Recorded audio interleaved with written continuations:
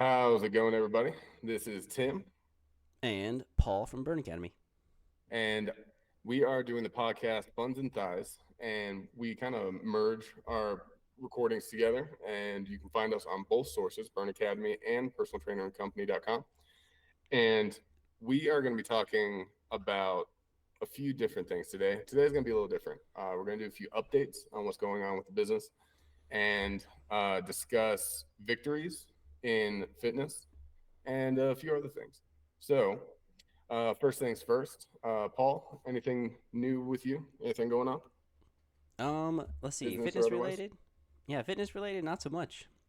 Okay. Everything's still going the same. Still training in person and online, and yeah, that's pretty much about it for that. Just lots of Star Wars stuff going on and expanding that. So I know that this is probably a burning question for Burning Academy. Are you ever going to go back on stage? Yes, so I actually want to start getting ready in September for a January show that'll happen where I'm at. So it'll be the same show that I won in 2018, and because I didn't up my or I didn't renew my pro card in 2020 because there was so much going on, there weren't really any shows happening, and it just kind of was pointless for me to renew because I wasn't going to compete. So now I have to start all over again, and I've got to start from the bottom and work my way up to become a pro. So I'm gonna redo the show that I did and won so that I can get the pro card and then start competing for money again. So that's actually out of my depth when it comes to all that. What's the process of like if somebody wanted to become a bodybuilder, what would be the process of like obtaining the elusive pro card and actually finding a competition to actually go to near them and all that. Yeah, so you really want to find an organization that is going to work for you.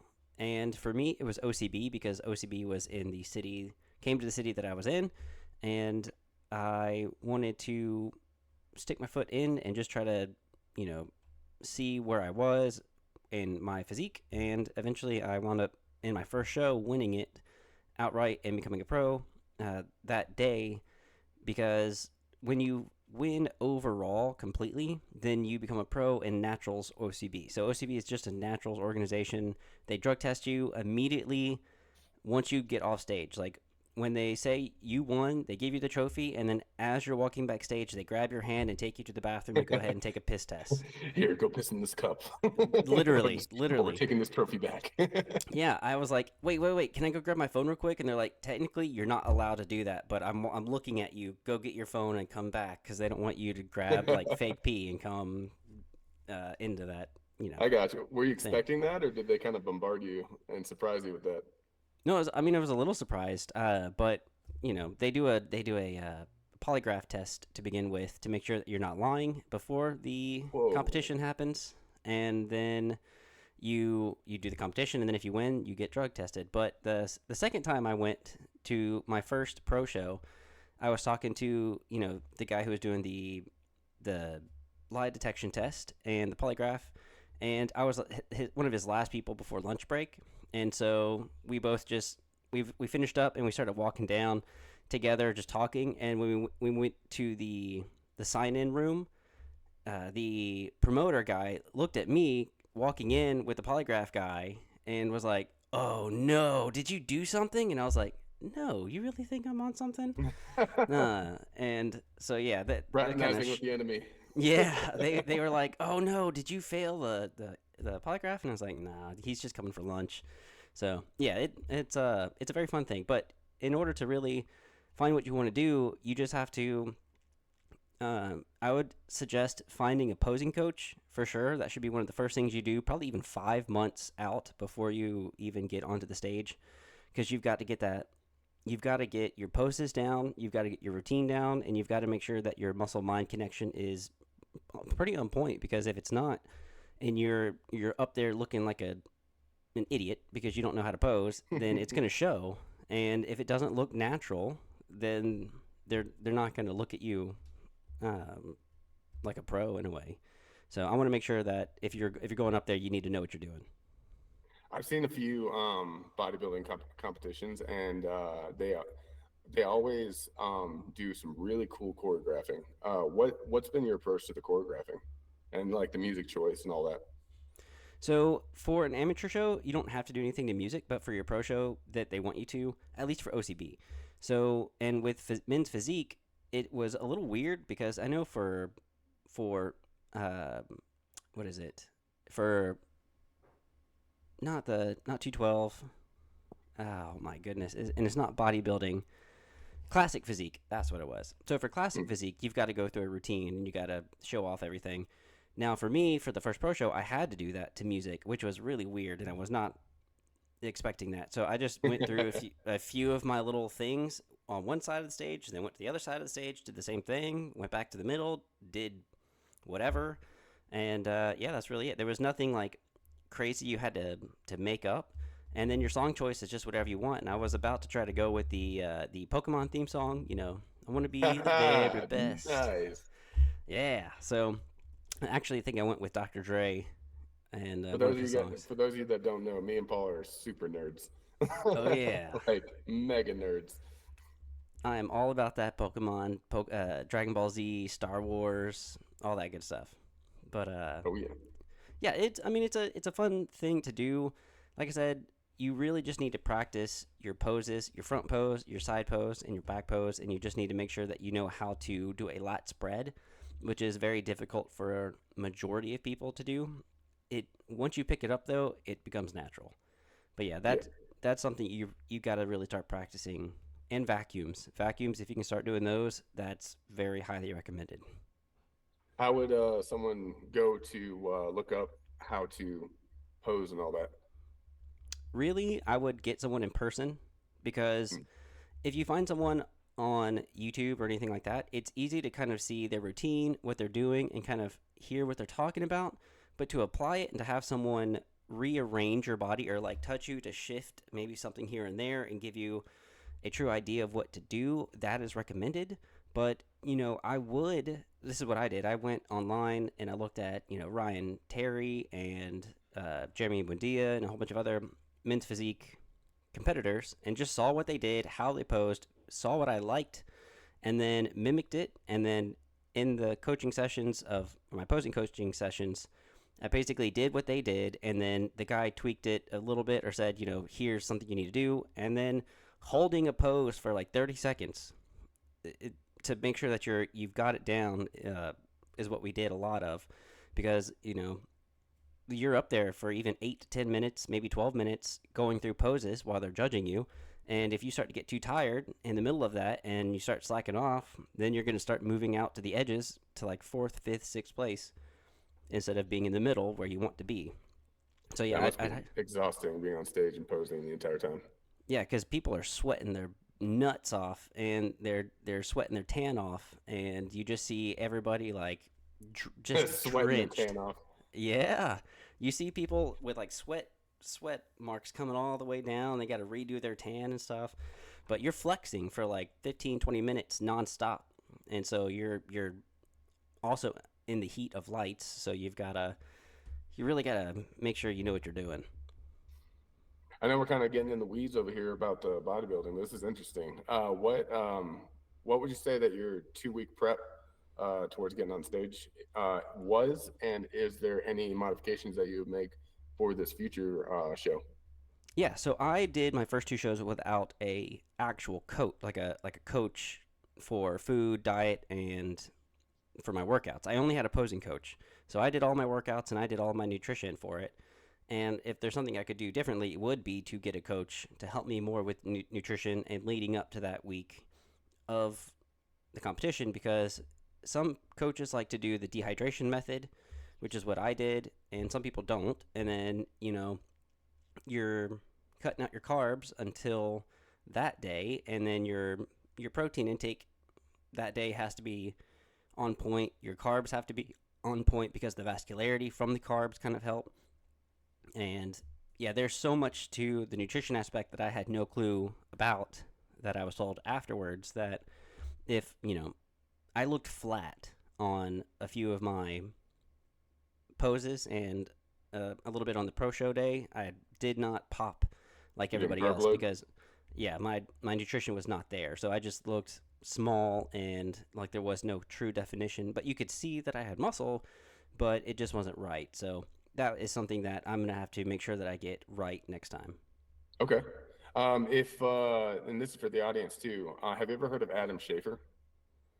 He is the elite physique coach. He's actually one of the three at Mind Pump, and Oh yeah, okay. he's one in the trio. He's the bodybuilding expert, and he does an entirely natty approach, and he really loves the science of the month beforehand, the 6 months leading up to it, and the salt water carb, basically uh, manipulation. That's the probably the correct word for that. And like making sure that the muscle bellies are full of glycogen, all of that.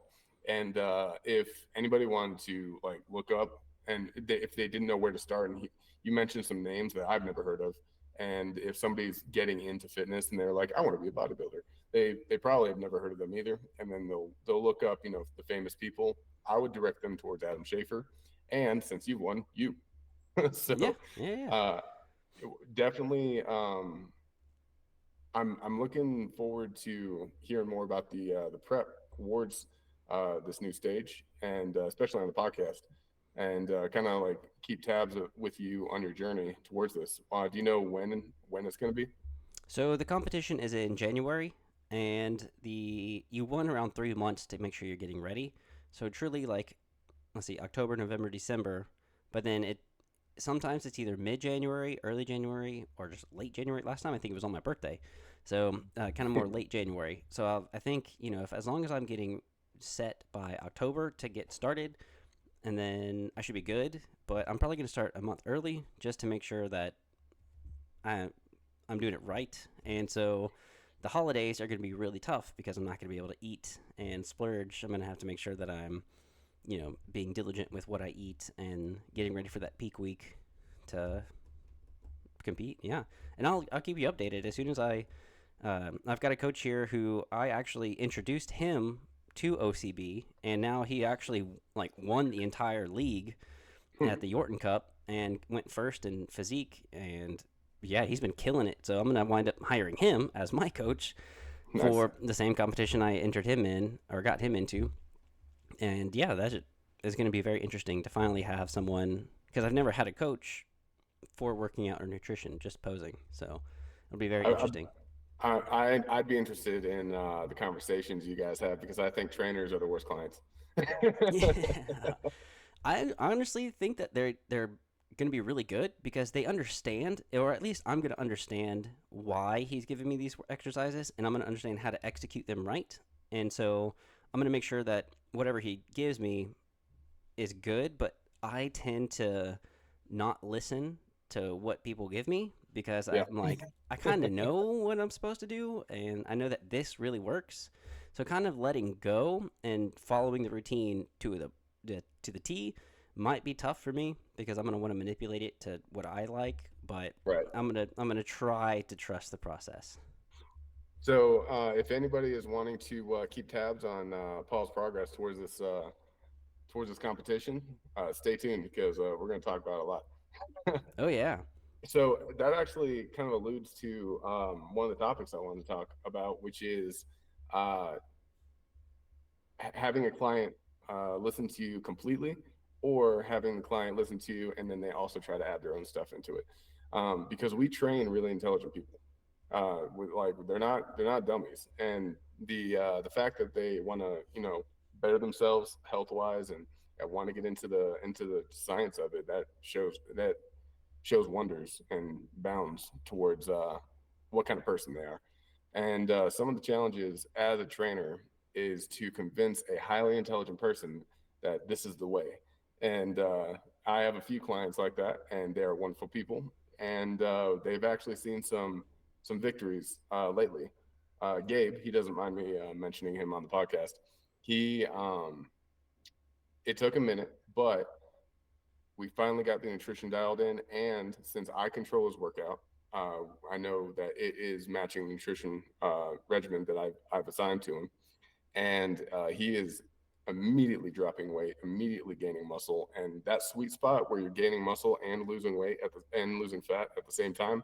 That's a very delicate balance. All the stars have to align perfectly, even with sleep, stress, like all the things have to be perfect, and then you get into that sweet spot of just a roaring metabolism. And he experienced it for the first time himself. And I think that discovery is the best way to learn. If you find it out yourself, you'll know it forever. And yeah, other people have different learning, avenues. Some people are visual learners, some people are audience learners, and all the other type of learning. But I think discovery applies to everybody. And so he experienced it for the first time, and he's like, "Oh my gosh, this is great!" And he came in just beaming, smile ear to ear, and he was like, "Hey, so I feel stronger. My wife said that I look hotter, and I've had comments, those external comments, those are very meaningful." And so Big he's time. he's very on board, and so he's like, "Whatever you say, Tim, I got you." I'm like, "All right." Good, good. Yeah. And so it's always a good feeling as a trainer to see your clients flourish and progress, especially when you know that most of their life they've just been chasing their own tail, trying to fat manage and things like that. And just I wanted to mention it because it means a lot to me that when I see my clients progress, and it happens at a different rate per client, and we had a breakthrough, and it was fantastic. So Well, I just wanted to and mention that on the podcast. yeah, no, and speaking of all of that, like you've got your own gym, and so you've got a lot of, business growth that you've been learning and just a lot of expansion that you're going through. If you want to elaborate a little bit on that, that'd be nice to hear, just to kind of see what a gym owner has to go through and stuff like that. Yeah. So there, you asked that, or you say that, and I'm trying to think of the first thing to talk about because there's been I go in phases. Let's put it that way. The and I've been doing this. I'm opening a gym and having my own company and being a fitness professional and leader not just in my gym but in the city, and hopefully someday the state, and hopefully someday one of the leaders in the country. um, I You have to plan, and you have to plan years in advance. And the way that I do it is I have a whiteboard, and I literally I if there's a wild idea that I want, I put it in big with a star right there, and then I start to research. And this may be frowned upon, but or the people that know will think this is genius. Chat GPT is a great resource for technical questions, especially if you typed into Chat GPT, how do I open an LLC in Colorado? It will give you the full list, and that is part of my research, process. I make the list. I put little squares so that I can put a check uh, after each, completion. And I'm done with phase one of the second chapter of this entire plan, which is opening a gym. I opened the gym, and it's now cash flow positive. That was a goal of mine, and Nice, it's been cash flow positive for a couple months now. And we opened in November 1st, so that was 5 months ago, and leading on nice, to the 6 month next month. So uh, that's that was a huge win for me. And now I'm in phase two, which is the basically research and development kind of phase where I'm like, okay, I got the gym. I have successful clients. I have a good reputation so far. Everything is going great. Um, I have a zero. I forget the word for it, but no one's left. I've retained everybody. retention rate.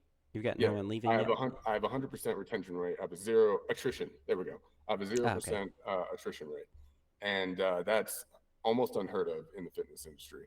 And everyone is loving everything. So this gives me stability, and it gives me opportunity to think of more ideas. And so the idea that I'm at, the phase that I'm at right now is research and development, but it's kind of evolved into learning expansion. And when people think expansion, they think of more buildings, more gyms. I'm not quite there yet, but what I mean by expansion is depth. So we're going to be selling right now. We sell personal training, obviously, memberships, 24-hour access for everybody, online PDFs, the app, and basically it's all towards training. I'm right now. I'm in the stage of listing out all the different avenues of revenue streams, and it's called cash flow wallets per client. So I'm looking for selling supplements, and I'm trying to learn how the best way to do that. Which there's a lot of technicalities for that. If I'm going to sell supplements, I need a sales tax license. Surprisingly, in Colorado, you don't need one for services or memberships. But if you sell Okay. actual items or products, you do have to have one. So that's going to be the number one thing. But that's going to be easy. That's just paperwork. I'm looking for I want the reputation of my gym and my company to be all of the best quality, and not just the best quality, but we're paired with nice people and good people too that I like to work with and would want to um, drink a beer with. So I'm looking for a supplement company right now that I would even choose the good, like, home kind of values over a little bit of margin, just because I want everyone at the table to, you know, be friendly, no bad reputation, all that. And so I'm looking to sell supplements, but I'm looking for, and that applies to all the things I'm about to list. I'm looking to sell supplements.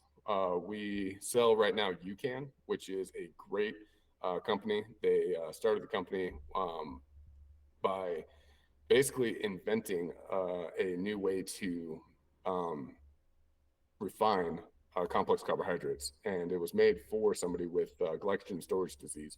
And it's a way that diabetics, glycogen storage disease, Hashimoto's, anybody with any kind of blood sugar or hormonal defect is a harsh word, but that's the actual word for it, towards glucose and blood sugar, they can take UCAN. And even if somebody doesn't have that kind of disease and they are needing carbs and they're wanting to work out, but they want to stay in like ketosis because they're on the keto diet, it will not bump you up out of ketosis. It'll actually keep your blood sugar level and you will actually be more powerful in the gym, all that. So I love that. And I also love the people. They check both of the boxes. We're good.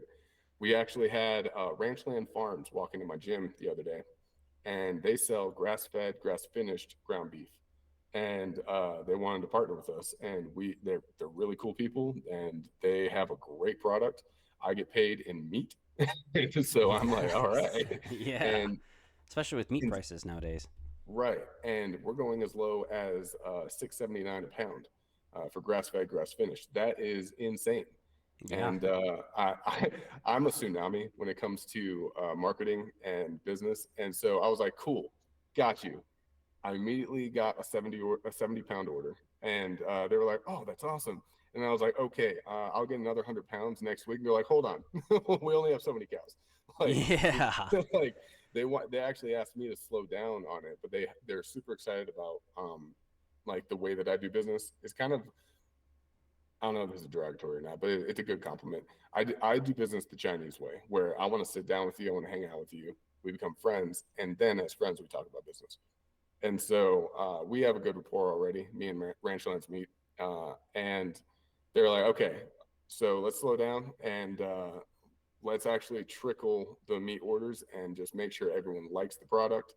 And we'll wait because grass fed, grass finished meat, there's less fat in it. So the expectation of ground beef is that it's super tasty and greasy. That's not the case for grass fed, grass finished because there's less fat. There's smaller cows because there's no hormones and no grain fattening them up. And so you have to know what you're ordering basically if you're going to eat it and like it, which I will, because if I know enough about grass fed, grass finished, you can actually cure eczema if you have eczema and it's caused by grain fed meat, and you have a skin disorder or a skin infection, anything, and it's caused by that. If, just by switching over to grass fed, grass finished, you you will clear it up immediately because it's the inflammation and the chemicals inside that's causing it. And so there's a lot of benefits to it. But that gave me the idea of starting a meal prep business and a meal prep department. And it's going to be, and I actually had a second farm try to contact me, and they sell poultry and all of it's grass fed, grass finished. They sell pork, poultry, and some others. And so it gave me the idea to be paid in meat, cut the cost of my meal prep, by putting that meat into the meal prep instead of other meat. I can also label it saying it's all grass fed, grass finished, grain um, chemical free, and I'm also starting to look up how to above board sell meal prep. I'm going to need a commercial kitchen, shared rental space that is licensed. I'm going to need my licenses, which is food handling, food safety, the FDA approved license, and a couple others. So this one's going to be a little bit of a complex enigma, but that's what the whiteboard's for. So, and the little check boxes. As you can tell, I'm super excited about all this because uh, one, I checked the box of being profitable, and two, now I'm learning how to be more profitable by serving my clients and my members in multiple different ways so that I can make sure that they're getting the highest quality everything, whether it's supplements, food, or I'm also I still have a question mark and a few like three of them for other possibilities. So I'm still in the phase right now where I'm like, okay, let's expand what we offer. And so that I'm very excited about it. And so far the major three ones are supplement sales, meat sales, and meal prep sales. And so that's where we're at right now. Nice. Man, that's a Yeah. lot going on. That's pretty awesome. You've got a lot to work for. I've been a little stressed out. You need someone to help you out. Oh yeah, but paying them is the issue. I want to stay profitable. Yeah, and opening up a commercial kitchen, you're gonna want to find a good spot. Because I remember trying to help somebody with their meal prep business and do some deliveries and stuff like that. And they had a, Yeah, a kitchen in Valdosta, and we worked together on that. the uh, wait, what?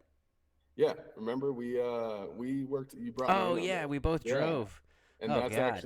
that's actually kind of how I had the idea was that I've already been experienced in seeing the innards of how the operation works, and so now I'm trying to translate that into making sure everything's above board and starting with just my clients and my members, and then expanding and using the actual meal prep service as an advertisement for PTNC Gym because some people don't want a gym; they just want meal prep. Right. Yeah, So you got a fridge in your gym? not Well, yet. you'll get one. Yeah. It's all up Okay. here right now. Yeah, no, get that fridge in there, and then start asking other places if you can put that little fridge in their either gym or you know place of business, wherever it is. That'll help a lot. Oh yeah. So, do you have any? I know that I kind of rambled for about, let's say, 20 minutes there, Oh 15 no, minutes, about the process of the gym. Do you have any clients that are asking any big ticket questions with fitness? not really. No, most of the people I have and who I train right now are I've trained. Like I said, I don't know if I mentioned this last time. A 99-year-old, but yeah, I think I was training a 99-year-old. So just kind of passive people, people who are just trying to look to either stay in shape, not necessarily bodybuild or anything like that. So it's kind of easy to train them right now. There's not too much stress into making sure that they have a good program. They just want something quick and easy for 30 minutes. So that's where I'm at right now. Nothing crazy. And online, all I'm doing is just creating some workouts that I do myself and that have either worked for others or people liked, and some just yeah, something easy. So there's really nothing pressing on my end. It's pretty easy and laid back right now. What about So for you?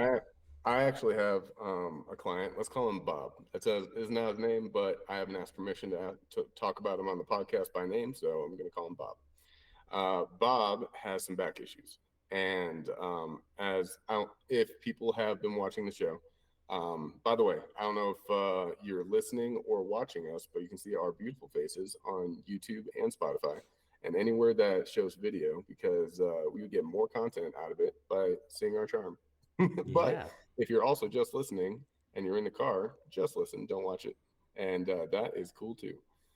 But Bob has some back issues, and even as a corrective exercise specialist, just because you're a professional and one of the best, you always have to remind yourself that everyone's unique, everyone has their own pace, and even psychologically. Everyone has their own pace.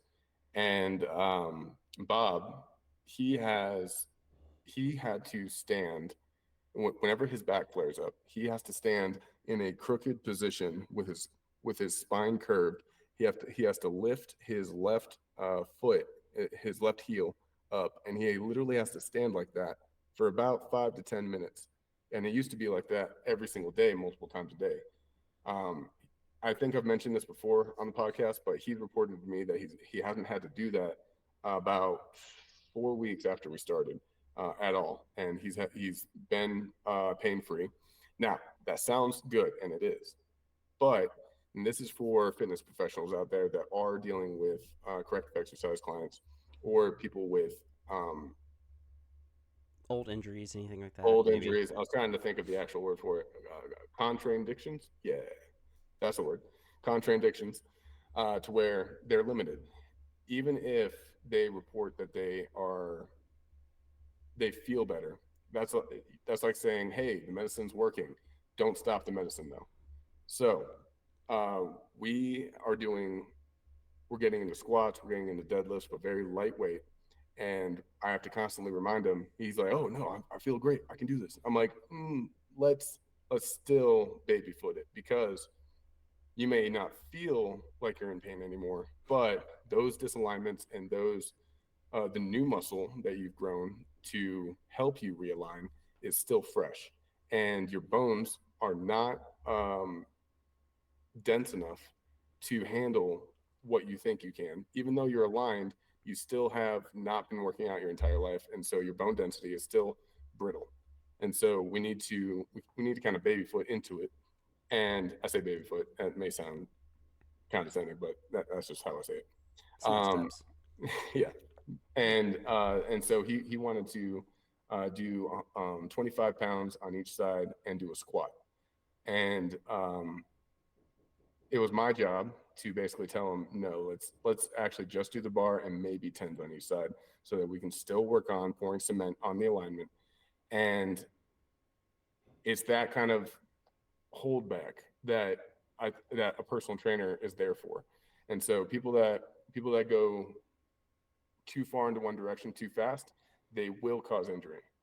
And the reason why I'm saying all this is because multiple clients are corrective exercise clients for me, and having to kind of rein them back in is part of the job. But even if you're not a corrective exercise client and you have a whole body, you're posturally aligned, you're posturally aligned, and you are mimicking somebody else's workout, don't jump straight into it and go as hard as possible. You'll actually gain more muscle if you are comfortable during a workout the whole time. Well, not the whole time, but 90% of the time. And then every now and then going to fatigue, every now and then going into your max reps. If you were to, and Olympic training is actually very similar to this idea, where they're working out in their rep range where they can handle it. They're practicing stabilization, perfect form, mind muscle connection, what where they're trying to target, and making sure that those muscles are being stimulated rather than the wrong muscles and causing disalignment through an improper form workout. Um, I don't really know where I was trying to go with this, but I did want to say it because it's very important. And I want to bring basically hot topics that happen during my training and like current events into the podcast because I think they're highly important. So Well, basically, if somebody's starting a new program or they are finding success in a program, that doesn't mean go up by 50% and try that out. That's basically what I'm trying to say. yeah, so you were talking about the corrective exercise for his back. I've got a few different runners, and one of them had some like pretty bad knee pain every time they ran, and we've worked on strengthening their glutes, and a lot of that knee pain has disappeared. Mm-hmm. And we've tried multiple different exercises to make sure that we strengthen everything in the hips, in the lumbopelvic hip region, and the, the the lateral parts of the leg, so like the adductors, abductors, making sure that all of that is strong and able to support the knee better. And she has not had a lot of pain when she runs. It's drastically improved, and she's able to now run faster and longer the entire time. So she's doing another marathon, I think another 5K next weekend. So, and she's doing way better than she ever did before she started training with me. So, corrective exercises are amazing to do whether you have injuries or not, and you're trying to even prevent anything from happening. I also have another lady who has some horrible neck issues and like some pinched nerves every now and then, or if we do something like upright rows or some heavy rows or anything like that, she starts to get an impingement in that trap around the neck. So what we needed to do was to strengthen her scapulothoracic complex and all the that region back there to make sure that the scapula and the mid back was supporting the neck properly. And that's just something that a lot of people don't really work or they overwork. So some people, when they do rows, they tend to either use their lats and not so much the shoulder blades, or they use too much of their shoulder blades and not enough lats. And trying to figure out that difference is very crucial because you don't want to underdevelop something while you're trying to overdevelop something in every single exercise you do. So, face pulls are awesome for people, and scapula retraction exercises are also very good to do. Even if you wanted to combine a scapula retraction with a row and make it two kind of different movements, that's a perfect way to help strengthen that, scapulothoracic region. So, I'm glad that you listed off the different exercises, because when people think corrective exercise, they think rehabilitation exercises where it's just like feet yoga, or just doing a glute bridge and just doing one leg in front of the other. Corrective exercise is actually, and this is for the viewers, corrective exercise is actually um, in every workout that you do, if you think about it that way. And if whatever posture that you work out in, that's the posture you're going to develop. And before I add another thing, was there anything else you wanted to add? well, if you wanted to take it into a more exercises, especially for like the knees, working the glutes, like glute bridges are good, but monster walks. I don't know if you ever do monster walks very often. That hip abductor adductor is really good. Any kind of single leg stuff is really good. Hyper extensions, but not particularly. So the hyperextension machine is just like that half machine that you kind of like put your heels in, and then you kind of like dip down, and then you kind of come up and you hyperextend the back, and then you go down, hyperextend the back. Well, I'm trying to get people to not just hyperextend the back, but to push their pelvis into the pads. And Hmm. then if you want to work your back, you can try to finish it out. But trying to just get a pelvic thrust or a pelvic tilt and trying to lift the top of that pelvis as close as you can to squeeze the glutes, that is going to be very beneficial for glute development. But anything like external rotation is going to be also really good, and making sure that your piriformis is not too tight all the time, because a lot of people have a very tight piriformis and that can lead to sciatica and a bunch of other problems. So a little bit of stretching and a little bit of working on, like I said, anything dealing with lateral movements in the glutes, or like leg press is a great glute exercise. I don't know if a lot of people do that, even single leg presses, lunges. These are all very beneficial. Even lunges where you've got a band attached laterally to you. So maybe you have a band attached to your left up against the wall or something, and then you put your right leg in there so that it's pulling your leg inward, and you've got to fight and push it out as you do a step back lunge. These are all very good exercises to do for your knees, and just building a better glute to help support your back and your knees, because everything, like I said, centers. Everything comes from the middle. Everything is centering on the center of your body.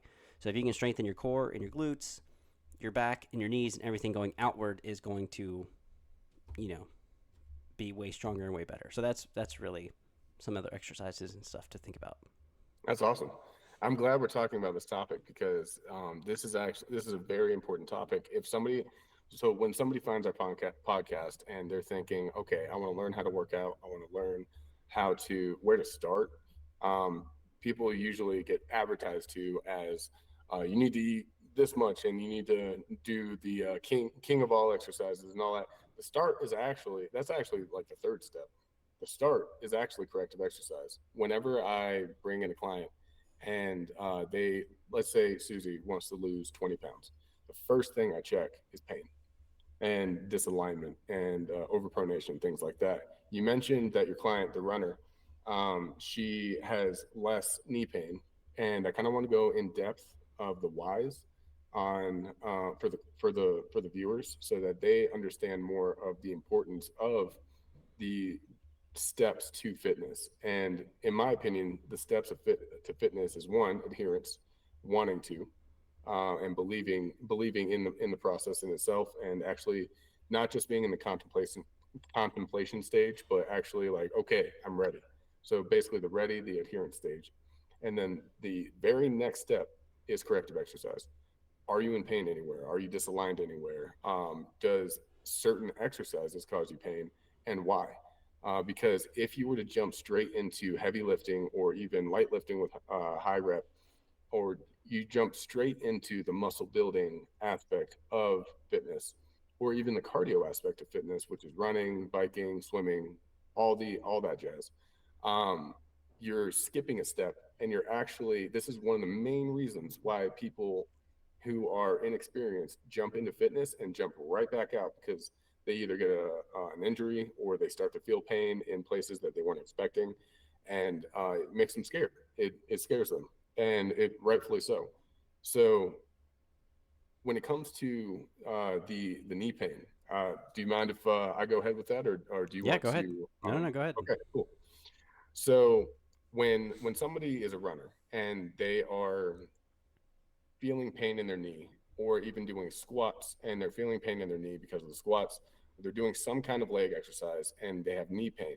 One of the leading causes is overdominant quads, and the over basically reliance on the quads for the movement, when the dominance should actually be balanced between the quads and the glutes, and even maybe even more towards the glutes.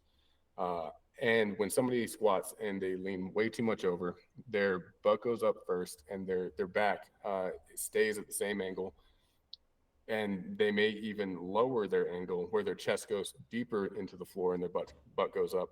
That's their quads pushing with their knees as the main joint. The reduction of pain is through a number of reasons, and it starts at the feet. Well, it starts at the feet with a telltale sign, and that's overpronation. When someone squeezes in for stability and they rotate in for stability, and they go towards their center line and they're trying to squeeze for stability with their entire leg complex, they are unintentionally making their ankles sag in.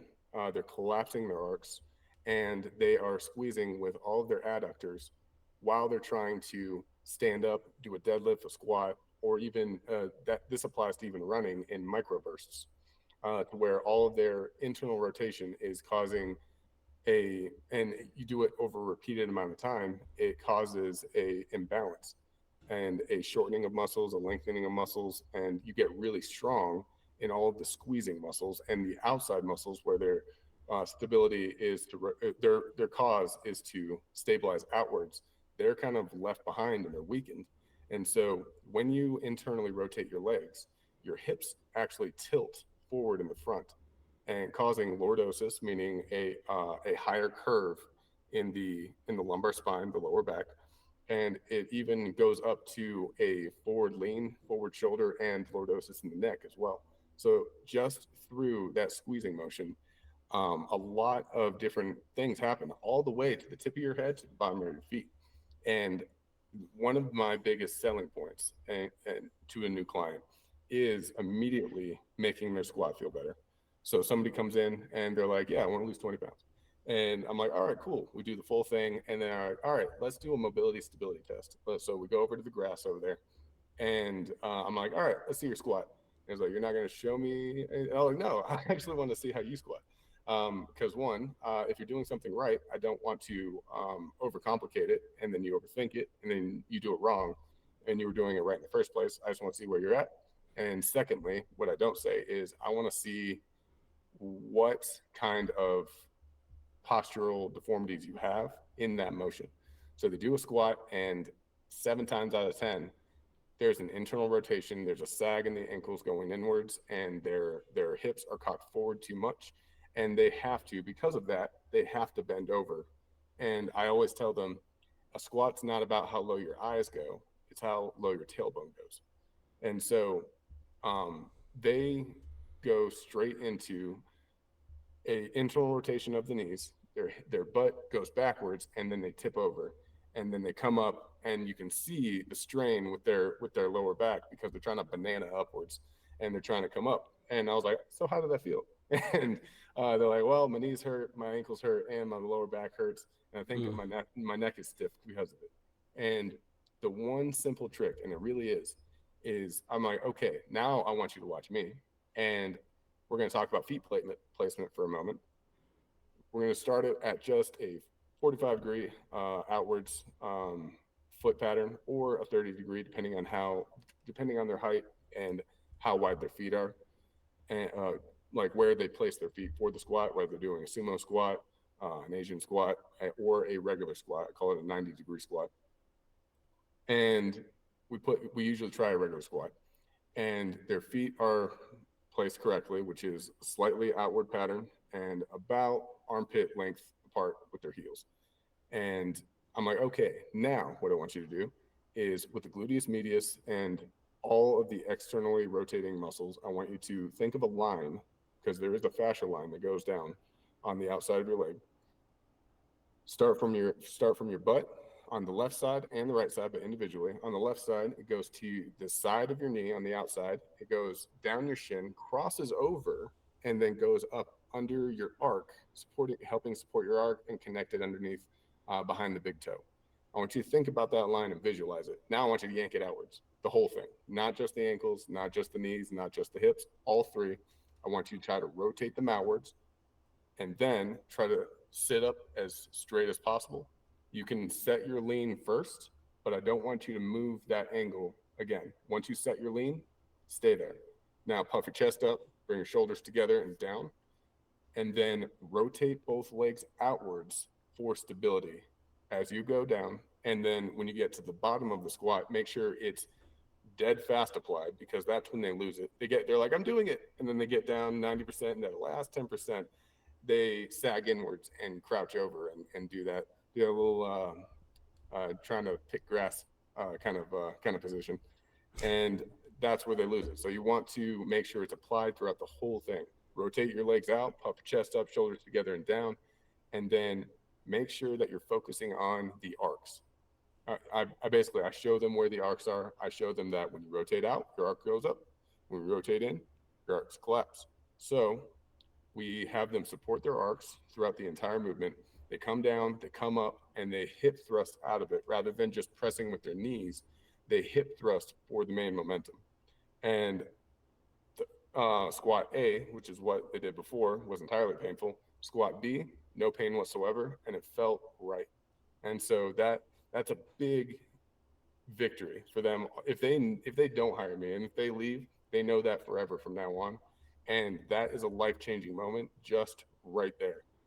And so the reason why I bring this up is because these small details uh, are part of form, and you have to learn form first. And form is actually the study of stimulation.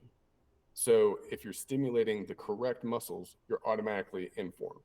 And I'm talking about all the correct muscles, including the stabilizers, everything.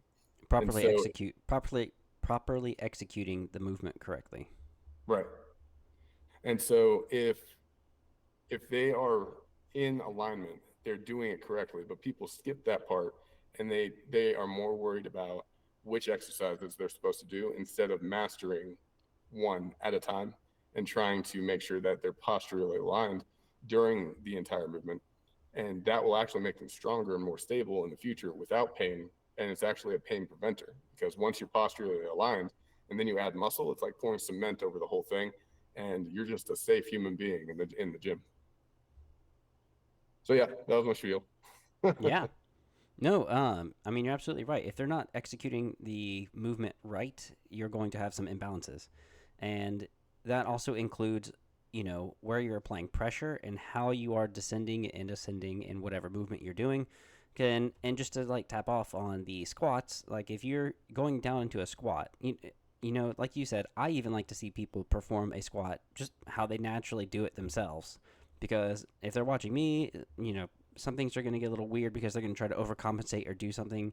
So I want to just Right. see what they're doing and then maybe tweak a thing or two because changing something out entirely can be a little bit difficult for them to begin with. So maybe seeing how they're going down. Are they going forward as they go down? Are they, you know, not pushing their butt back enough when they go down? Are they pushing their knees out forward, or are the knees buckling in? Like how are their feet? Where are they applying the most pressure in their feet? And is their lower back rounding, or do they have a butt wink when they come up? There's lots of stuff that you want to look for when people are doing an exercise, and that's where we come in. And making sure that the proper form is executed right is just what we are trying to help you do. There's really not much to talk about, but yeah, if you're looking at somebody, just make sure if you've got weak glutes, that can lead to very bad knees, and anything to do to strengthen your glutes is going to help. Yeah, that's just random stuff. No, it's good. The multi-part question that we are basically starting to answer is where do you start? When somebody's coming to our podcast, they're more than likely fitness minded, and they want to learn uh, like the whole process from professionals. And the big question that we just answered is where do you start? And obviously, you start in the mind where you want to do it in the first place. But the real start after that is corrective exercise, learning how to do an exercise that builds your body, but builds it in a posturally good way, and not being so worried about the fat loss and the muscle gain and the strength gain at first, getting the form right first and making sure you are pain free and your future is pain free. That is the place to start. And then after that, then you start asking the question, okay, what kind of program is right for me? What kind of nutrition is right for me? All of the expected questions, but the very first pit stop is posture, and that's basically the whole thing. So I know we talked about corrective exercise quite a bit, and we talked about bodybuilding. Uh, Paul, is there anything else that you'd like to bring up in this episode? If you have any issues regarding your elbows, shoulders, hips, knees, talk to one of us. And if you already are training with Tim, make sure you talk to him and ask him the things that you can do to improve, and he'll walk you through it. Same here. So, you know, we want to make sure that you're doing things properly so that you get healed in a way that is going to benefit you in the long run. So we're going to start you out kind of light to make sure that the movement is correct, and then you can build up from there. But yeah, honestly, if you've got issues, feel free to just message us, talk to us, post a comment on the video, so one of us can get to you. So my website, and I definitely want to make sure that they know how to communicate with us. My website has a contact us form. We also have the Facebook group, and the email is at the bottom of every page, and it's a business email, so it'll definitely notify me anytime anyone emails me. Uh, Paul, what's the best way to contact you if they are a client or somebody of interest trying to get a hold of you? Yeah, so the best way is also through my website, theburnacademy.com. I have a ask me, contact me little form at the very bottom of the homepage. So go there, type it in, ask away, send it to me. I'll get it basically immediately, and I check my email pretty regularly just in case. So yeah, if you've got any questions, head on over to theburnacademy.com and just send me a question. I'm happy to answer and help however I can. So I'm actually going to add that website to the podcast right now. It's the Burn Academy, AC Spell Academy. I'm A a C science guy. A DEMY.com. .com. Okay, I'm going to add that to. There we go. I know we're taking a little pause from the talking, and this is a podcast, but I want to make sure that everyone knows how to contact Paul if they have any questions. Yeah, There we even go. if you feel like the question might be, ridiculous or, a waste of any of our time. It's not. It really isn't. So just feel free to ask because we're more than welcome to help. I mean, it's our job to kind of Yeah, answer these questions normally. So, we've wrapped it, our entire lives around it. yeah, and we hear them all the time because we see new clients constantly. So just, ask us whatever it is, and we'll do our best to kind of help you. All right. So we're nearing the 55-minute mark. Is there any other remarks that you think that the public can benefit from, or any kind of future things for the podcast, or anything that basically you want to talk about for the next 5 minutes? Pick up the heaviest thing you can and carry it, and don't be a little wuss. Make sure that you are. Stressful things happen in life, and the gym gets you through that because the gym is a great way to induce stress that you can manage and get better at handling. And you have to mentally and physically push in the gym. I constantly say how it's a mental game in the gym. When people start fatiguing, they start to just think, "Oh, I'm getting tired. I can let it out." No, no, no, no. It is a mental game. You have to push. You can do it if you truly want to do it. So don't give up. Push. That'll get you mentally and physically stronger, and that'll get you mentally and physically stronger outside of the gym because you're handling stress and you're getting better at adapting to it. And if you don't do that on a regular basis, you're going to become weak. So, So I actually made a episode on that in season one of Buns and Thighs on how the gym is not just about physical gains, and there are so many. That's a whole topic, and I'd love to talk about them with you on yeah. a podcast episode. There are so many mental and non-tangible gains that you can receive just through starting the fitness journey. People think that it's just meatheads.com. I don't go to that. I don't know what that is. But they, You're going to they start think, having someone head to a little something site, triple X site. but so yeah, they think it's just about gaining muscle. It's just about getting huge and getting ripped, and all that is great stuff. But uh, there is so many mental wins that you gain from becoming a fitness nut, which is determination. You learn how to handle challenges and overcome them, small victories, large victories, basically an investment mindset. Those are all good mindset things. And then the actual like point blank reaction kind of benefits you get. It helps you deal with depression. It balances your hormones. It makes you happier just as a human being. And the list goes on. That's the tip of the iceberg. When it comes to all the mental and hormonal benefits of lifting weights, doing the correct amount of cardio, doing the correct amount of resistance training, and eating correctly, you will become a new human being. Like my name's Tim, and I was 281 pounds when I was a not corrective, correctional officer in the state of Florida, and I was miserable. And after I'm a much happier guy now, I can tell you that right now. Good, good. And it's because of the lifestyle shift that I did, and going towards being a personal trainer and going towards fitness and gaining muscle, becoming physically healthier. I felt a difference in me. A little bit of we talked about adding depth and getting to know us more between us and the audience. So this is probably going to come up, and I'll state it now. I'm bipolar, and so my hormones are way out there. And one of the best ways that I can deal with that and actually balance my hormones is through resistance training and cardio and eating correctly. If I eat like crap and I'm just a lazy bum and I don't do anything and I start gaining weight, I can feel it. I can feel my hormones getting a little more wacky. And don't worry, I am medicated. But even with the medication, there is still some fluctuation. And I know for a fact when I'm lifting weights on a regular basis and doing the cardio that I do, I need the meds a lot less, and I feel like a normal, happy human being, and it's fantastic. It really is. Yeah, working out is amazing for your mental health and I mean just physical well-being. Like you were saying, it's great for your hormones. It's great for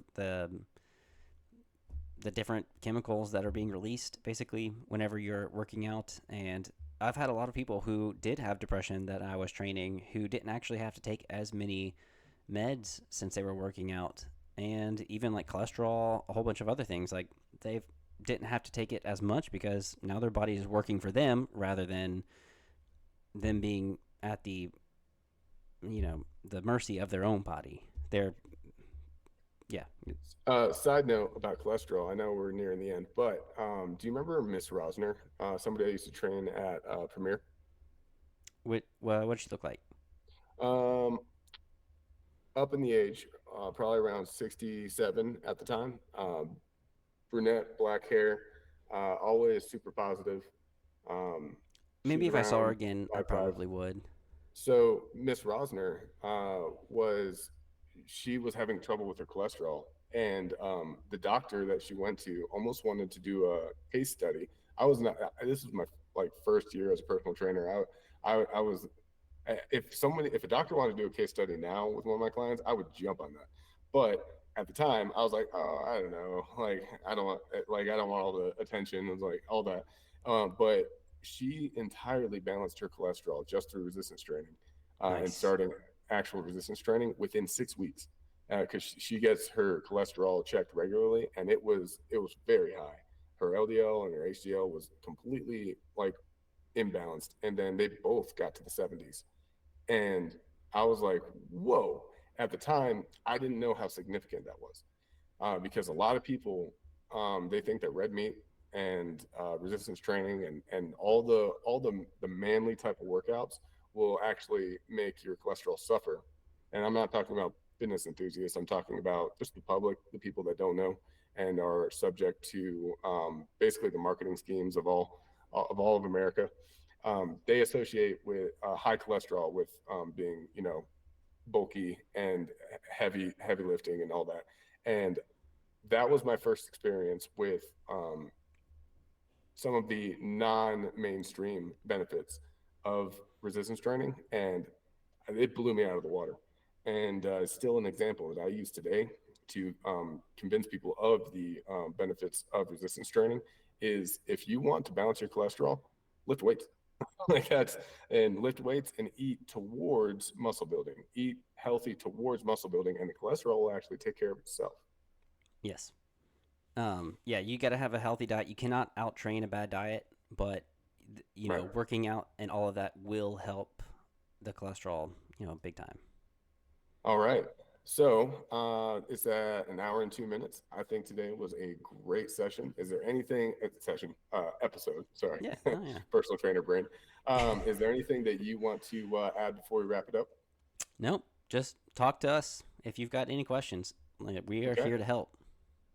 So we're going to end the podcast here. Remember, this is a personal trainer and company, Buns and Thighs podcast, paired with Burn Academy, ran by Paul Blackburn, and we are here to help. We offer tons of information out there for free, and then if you want to excel and go further into it, we do have paid services that are entirely worth it. So have a great day, y'all, and I'm gonna end it here.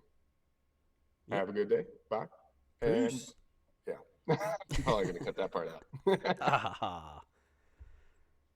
All right.